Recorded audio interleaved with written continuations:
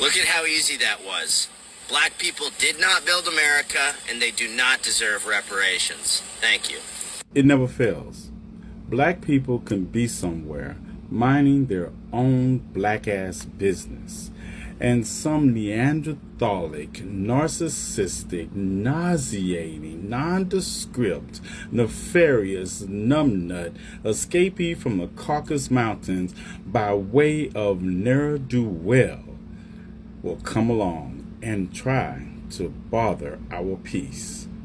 So Casper the Friendly Ghost Hayden here decided to show us how easy it was to pick a whole bulb of cotton, knowing that his hyperallergenic to the sun ass would have stayed out there for more than 30 minutes, he would have been dead of skin cancer by the end of the year. See, Hayden, you made this video because you were laying at home and you realized that you were alone because 3 inches is not enough to get any job done that she needs done. Also, I wish your hyperallergenic to the sun, melon-deficiated ancestors would have thought picking cotton or tobacco was just as easy as you tried to make it seem. Because if they would have thought that, they would have tried to do it themselves. And then we wouldn't be sitting here now in the condition that this country is in with racial disparity, because all your ancestors would have already died out because of skin cancer. I said what I said, and you have the day your 3 inches brings you. This is one of the most well-articulated pro-reparations arguments that I've ever heard. On race. It's based on status. A black person who comes here from Nigeria or Jamaica or Brazil, they're not owed a penny from America. They chose to come here. We are talking about the people who are freedmen, the descendants of people emancipated by this country. We still know those people because you are one of those people. I am one of those people. A lot of those people here in the audience, I just told you I could break down my genealogy. My dear Nana was 101 when she died. My great-grandfather just died 3 weeks ago. He was 100. He remembers fighting alongside white veterans in World War II. He remembers coming back and seeing his white veterans get homes and lands and pensions and the door being slammed in his face. And we are going to say that America that says liberty and justice for all, that's okay, get over it, keep it moving. But we have to hear never forget for everyone else's tragedy. And as far as from where reparations will come, I need people to stop thinking it's going to come from their tax dollars. Look at all the trillions that America spends right now. We talk about inflation, the invisible tax. We have something called the PPP loans. Do we remember the PPP loans? America spent $6 trillion on PPP loans. You know what they just did? They canceled all of it. And we didn't even know. America gave the corporations, the banks alone, $29 trillion. You know what they did with that? They canceled all of it. So let's start acting as if America is as hamstrung by debt as they want to pretend. When white people in the United States balk at the idea of paying reparations to black Americans who descended from slaves, they disagree with the Bible. Reparations are a form of compensation or restitution made to those who have suffered injustice, particularly those in cases of racial inequality, discrimination, and slavery. The idea of paying reparations to black Americans is not a new one. It has been a topic of discussion for decades, if not centuries. However, it has gained renewed attention and support in recent years, following the resurgence of the Black Lives Matter movement and the growing recognition of systemic racism in American society. As a Christian, I believe that reparations are not only a matter of justice and equity, but also a reflection of God's character and values. In the Bible, we see numerous examples of God's concern for the oppressed, the marginalized, and the downtrodden. From the Israelites' liberation from slavery in Egypt to the ministry of Jesus among the poor and the outcast, we see a consistent theme of God's love for those who are on the margins of society. One of the key biblical principles that underlie the idea of reparations is the concept of restitution. In the book of Leviticus, we see God commanding the Israelites to make restitution to those whom they have wronged. Leviticus 6:1-5 says, "If anyone sins and commits a breach of faith against the Lord by deceiving his neighbor in a matter of deposit or security or through robbery, or if he has oppressed his neighbor or has found something lost and lied about it, swearing falsely in any of all the things that people do and sin thereby, if he has sinned and has realized his guilt and will restore what he took by robbery when he got it by oppression or deposit that was committed to him, or the lost thing that he found, or anything about which he has sworn falsely, he shall restore in full and shall add a fifth to it. and give it to him. The claim by some white individuals that cotton picking was easy, as they describe, and that black people deserve no reparation. This doesn't just reflect something that you think is physical, it reflects historical ignorance. And this is what we're here to break down. It reveals a deep psychological phenomena which is associated with first, denial, 2, realization, and 3, the defense of privilege. In this video, I'm going to be giving it a psychological perspective, because when you see some people act in a given way, you understand that there are psychological concepts that you need to talk about to represent what you're trying to say. This attitude can be really understood as a coping mechanism designed to protect one's identity and to avoid confronting the moral weight of historical crimes. To acknowledge the brutal reality of slavery would mean accepting that wealth and privileges many white families still enjoy today are linked to centuries of exploitation, denial, and therefore becomes a way to shield themselves from guilt and cognitive dissonance. Brothers and sisters, I want you to join me in this video today. We are going to discuss this issue. And upfront, just let me know what to think about this. And I'm going to be asking you to please subscribe to the channel, join the membership, so that you can get to see what we are talking about. But until then, let's watch the video. I'll be back, and then I'll be sharing my thoughts at the end of it all. If you're watching for the first time, kindly consider subscribing to the channel, join the membership, and really get to see what I can give you. But until then, let's watch the video. I'll be back with my commentary. To whom it belongs on the day that he realizes his guilt. This passage emphasizes the importance of making restitution to those who have been wronged, and not just restoring what was taken, but adding to it as a form of compensation. This principle of restitution can be applied to the issue of reparations to Black Americans who have suffered centuries of enslavement, discrimination, and systemic oppression. We need to say the truth. White people have never been clean. Not now, not ever.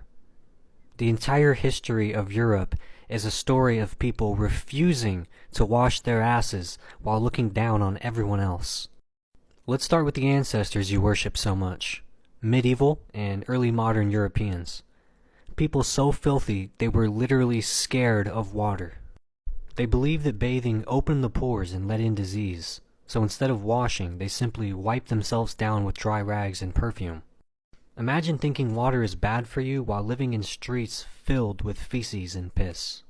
Doctors warned against bathing, saying that it was too stimulating and would weaken the body. Instead, they told people to rub themselves with dry powders or just change their linens and call it a day. King Louis XIV of France, the Sun King, bathed twice in his entire life. Let that sink in. The most powerful man in Europe smelled like a rotting corpse dipped in cologne. Queen Isabella of Spain also bragged about only bathing twice in her entire life. These people ruled empires while literally festering in their own filth. You want to call other people savages? Let's talk about their hygiene habits, or lack thereof. They didn't wash their clothes. They just aired them out like letting filth touch fresh air was some kind of magical cleaning method. They slept in lice-infested beds and wore the same sweat-soaked, piss-stained clothing for weeks or months at a time. Queen Elizabeth I bragged about only changing her undergarments once a month. Her whole palace must have smelled like a backed-up sewer. Their mouths? A disaster. Europeans didn't brush their teeth. At all. By the time they were 30, their mouths were full of blackened, rotting stumps.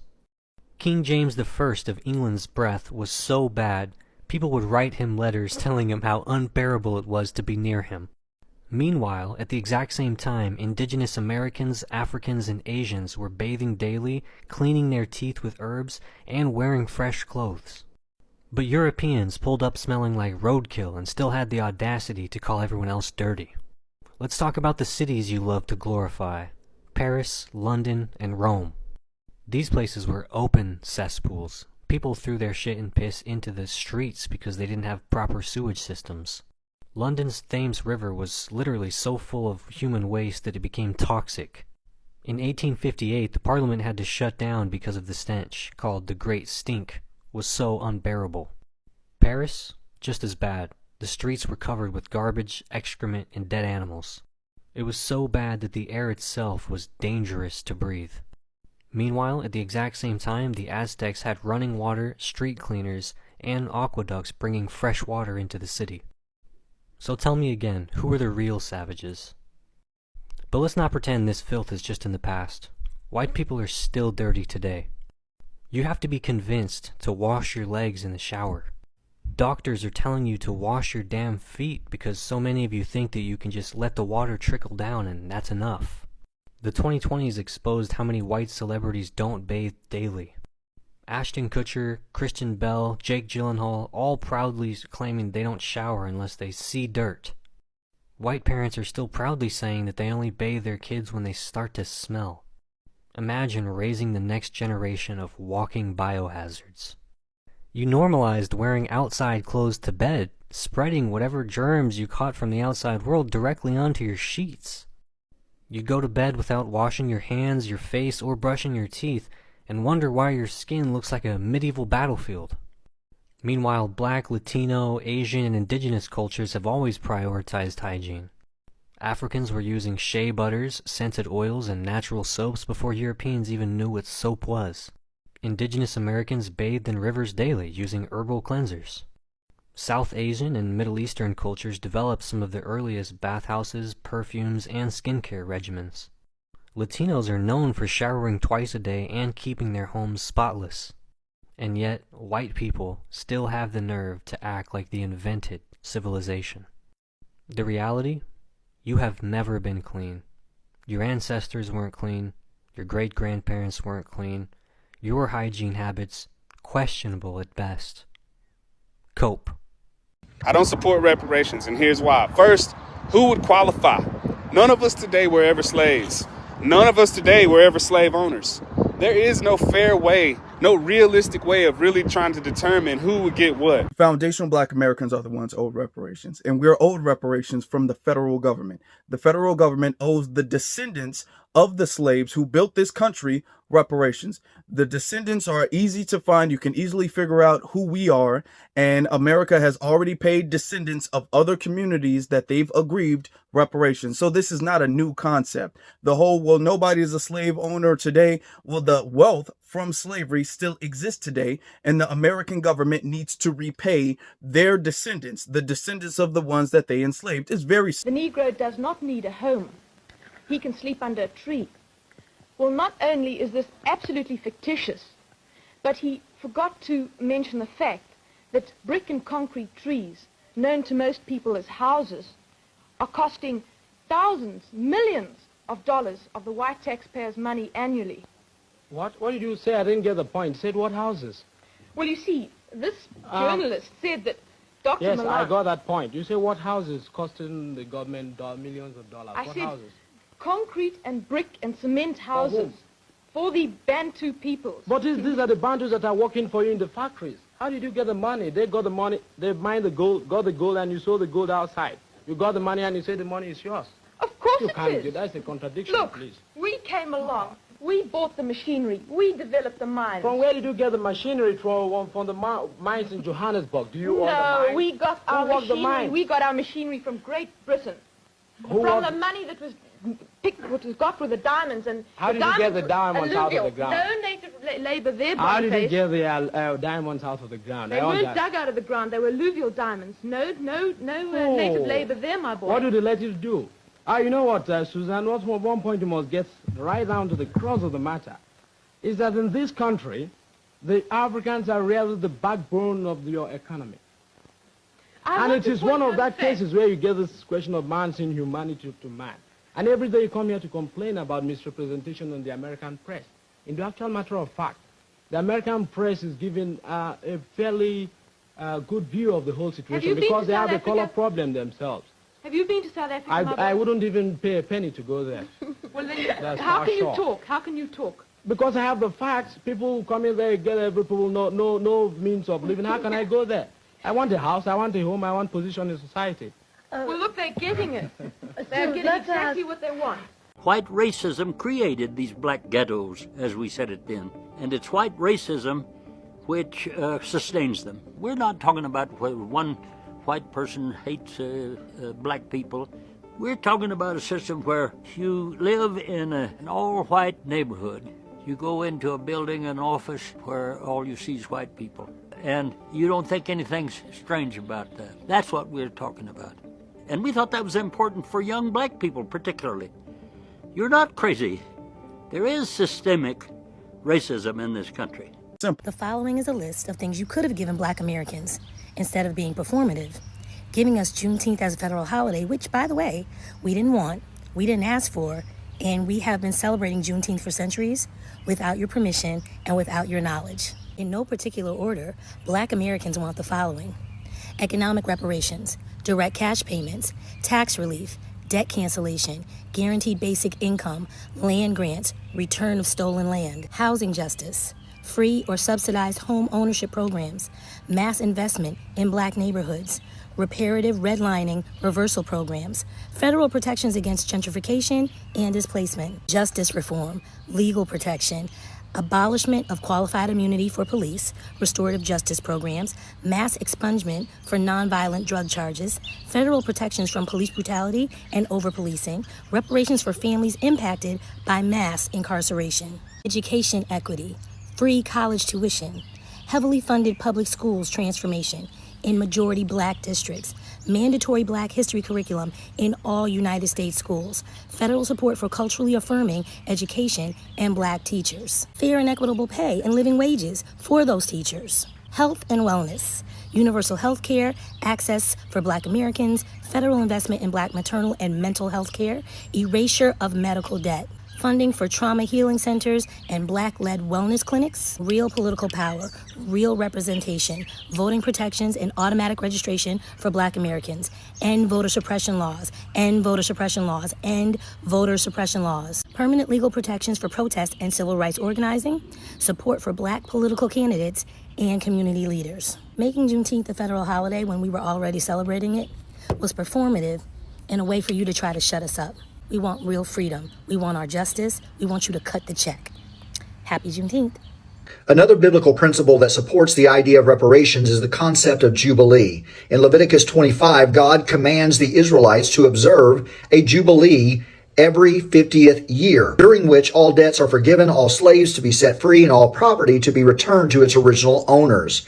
This was a radical idea of economic justice designed to prevent the accumulation of wealth and power in the hands of a few and to ensure that all members of society had equal access to resources and opportunities. The idea of Jubilee can be seen as a model for reparations in that it seeks to address the root causes of inequality and oppression rather than just treating the symptoms. By forgiving debts, freeing slaves, and returning property, Jubilee seeks to create a more just and equitable society, one in which everyone has the opportunity to flourish. As a Christian, I believe paying reparations to black Americans is only a matter of justice and equity, but also it is a reflection of God's values and character. Through the biblical principles of restitution and Jubilee, we see a model for how we can address the historical and systemic injustices that have plagued our society for far too long. While the issue of reparations is complex and contentious, I believe that as Christians, we have a responsibility to seek justice. One psychological explanation is cognitive dissonance theory, which suggests that when people are confronted with the evidence that challenges their self-image or worldview or their belief, they experience a discomfort. For white individuals who want to believe their society is fair and just, the historical truth of slavery and the demand for reparations creates a painful contradiction. To resolve the dissonance, some people call it dissonance, some downplay the horrors of slavery, reducing cotton picking to a simple task rather than exploitative system that destroyed lives. By trivializing the suffering, they avoid the psychological discomfort of admitting complicity, even indirectly, in a system of injustice. Another factor that I would also like to talk about is dehumanization. Dehumanization is a psychological process that strips others of their full humanity. For slavery to be justified in the first place, white slaveholders and their descendants had to view black people less than humans, and they viewed black folks as commodity. Right? The mental framework, though it was challenged, it still lingers subconsciously. It still lingers subconsciously in society. Now, when someone claims that cotton picking was easy, they are essentially refusing to acknowledge the enslavement of human beings with pain, exhaustion, and dignity.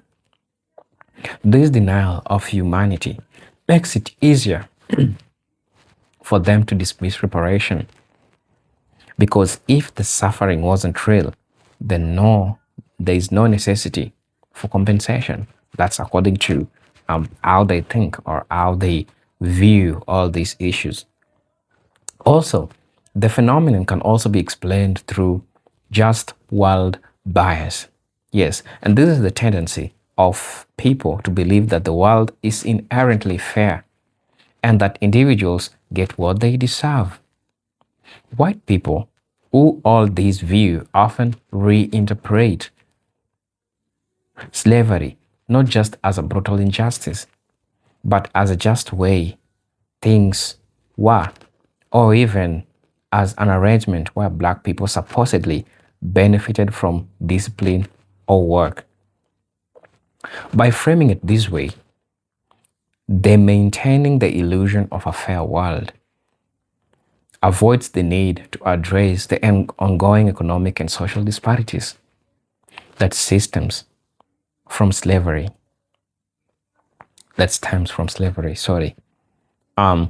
Reparations, according to them, will challenge this worldview by admitting that profound unfairness shaped the present.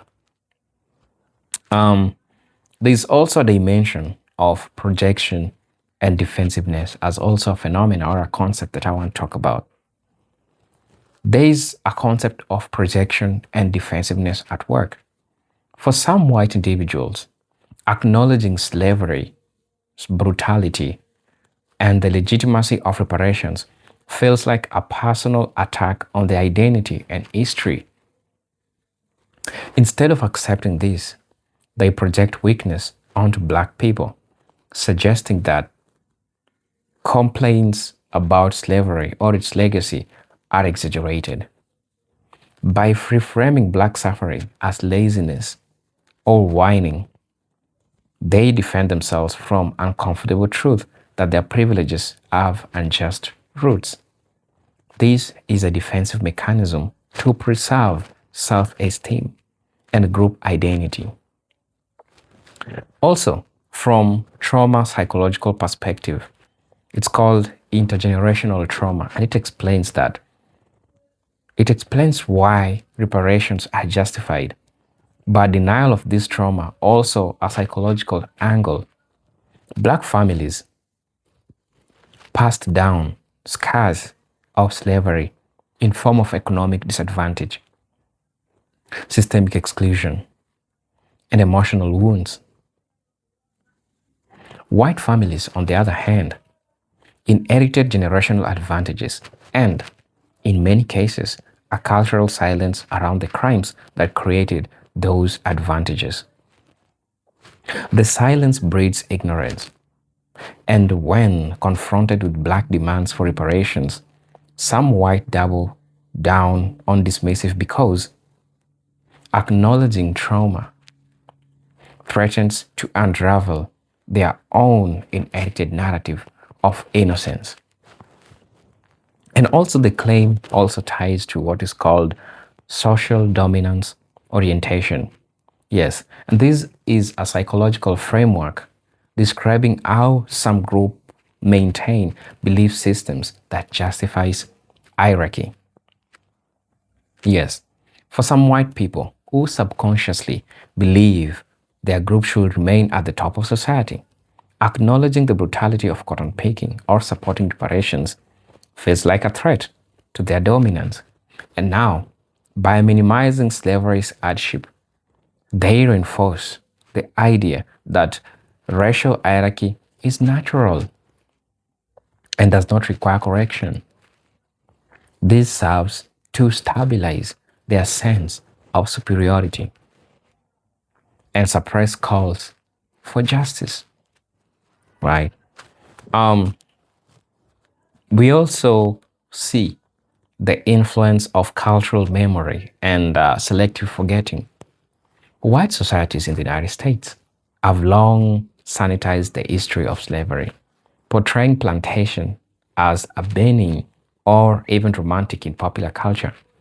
Movies, textbooks, and public monuments often downplay violence while emphasizing supposed harmony. The collective forgetting creates a psychological environment where minimizing slavery feels normal, even defensible. In that context, reparations appear necessary because the real extent of the harm has been erased from cultural consciousness. Right? And one more subconscious level that I want to talk about is fear of loss, which drives much of this denial. Reparations represents not just a financial transfer, but a symbolic recognition that white societies is indebted to black people. For those who have internalized their privileges as earned, this threatens their sense of this threatens their sense of security. And psychologically, it is easier to say cotton picking was easy than to admit that their family's home, schooling, or wealth may be tied to stolen black labor. And dismissing reparations becomes a way to avoid confronting the possibilities of losing status or resources, right? And so, in a nutshell, I like to say that the refusal to acknowledge the brutality of cotton picking and the legitimacy of reparations is not simply ignorance. It is a complex psychological defense against guilt, fear, and the dismantling of entrenched hierarchies. This also reflects how people protect their identity when faced with uncomfortable truths. Trivializing the suffering of black people, they protect themselves from shame and responsibility. But this defense comes at a cost because it perpetuates the very injustices they refuse to acknowledge, ensuring that wounds of slavery remains unhealed. Reparations from this psychological angle are not about money.